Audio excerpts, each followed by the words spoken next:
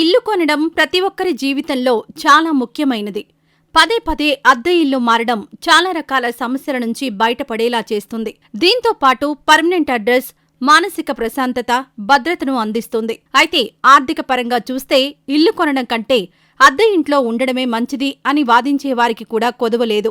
EMI కంటే అద్దె మొత్తం తక్కువని, మిగిలిన మొత్తాన్ని క్రమమైన పెట్టుబడిగా మార్చుకోవచ్చు అంటున్నారు మరికొందరు. ఇలా మాట్లాడుకుంటూ పోతే చాలా ఉన్నాయి.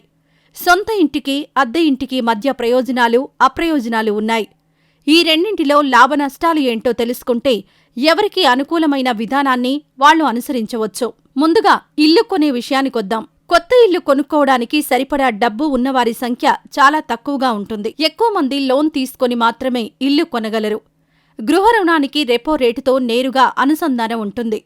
రెపో రేటు పెరగడం వల్ల రుణ వ్యయం పెరుగుతుంది. 2022 మే నెల నుంచి ఇప్పటి వరకు రిజర్వ్ బ్యాంక్ తన రెపో రేటును 2.5% పెంచింది. ఈ కారణంగా గతంలో 6.5%గా ఉన్న గృహ రుణ రేట్లు ఇప్పుడు 9% పైగా ఉన్నాయి. అయితే ఈ నెల ప్రారంభంలోని ద్రవ్య విధానంలో రెపో రేటును ఆర్బీఐ మార్చలేదు. 6.5% వద్దే కొనసాగించింది. ఈ నేపథ్యంలో వడ్డీ రేట్లలో తదుపరి పెరుగుదల ఉండకపోవచ్చన్న ఊహాగానాలున్నాయి. దేశంలో అతిపెద్ద ప్రభుత్వ రంగ బ్యాంక్ ఎస్బీఐ గృహ రుణ రేట్లు ప్రస్తుతం 9.15% నుంచి ప్రారంభమవుతున్నాయి. మీరు కొనాలనుకుంటున్న ఇంటి ధర 50 లక్షలనుకుందాం. ఏ నగరంలోనైనా మంచి ప్రదేశంలో 3 BHK అపార్ట్మెంట్ ధర దీని దరిదాపుల్లోనే ఉంటుంది. మీ జేబులోంచి 20% డౌన్ పేమెంట్ చేసి 80% అంటే 40 లక్షల హోమ్ లోన్ తీసుకోబోతున్నారని అనుకుందాం.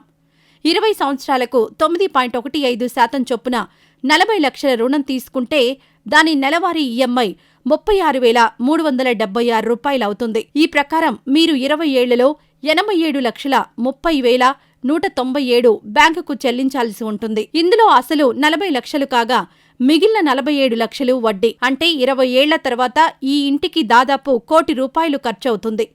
రియల్ ఎస్టేట్ రంగం వార్షిక వృద్ధి రేటు 5 నుంచి 6%. ఈ రకంగా చూస్తే ఈ రోజు 50 లక్షలున్న ఇంటి ధర 20 ఏళ్ల తర్వాత 1.3 నుంచి 1.6 కోట్లకు చేరుతుంది. ఇప్పుడు అద్దె ఇంటి గురించి మాట్లాడుకుందాం. 50 లక్షల విలువైన ఇంట్లో నివసించాలంటే నెలకు దాదాపు 20,000 అద్దె చెల్లించాల్సి ఉంటుంది.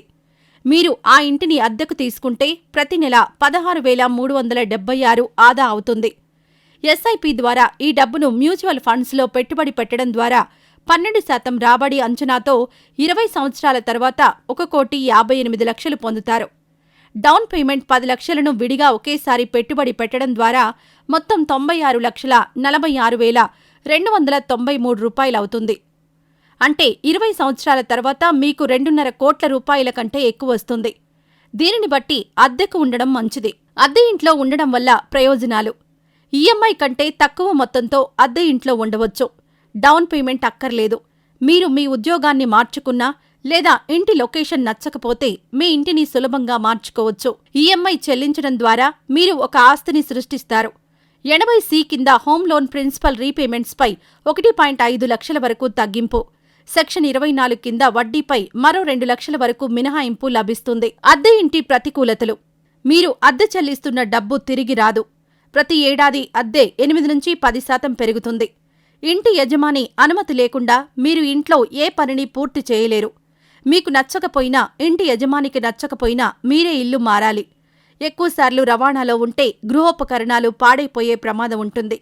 పైగా ఇల్లు మారడం అంటే ఆర్థికంగా, మానసికంగా చాలా ఇబ్బందికర పరిణామం. సొంత ఇంటి ప్రతికూలతలు: down payment, stamp duty, registration ఛార్జీలు, ఈఎంఐ వంటి ఖర్చులు భరించవలసి ఉంటుంది. లొకేషన్ మీకు నచ్చకపోయినా, డబ్బు అవసరమైనా ఆ ఇంటిని త్వరగా అమ్మలేరు.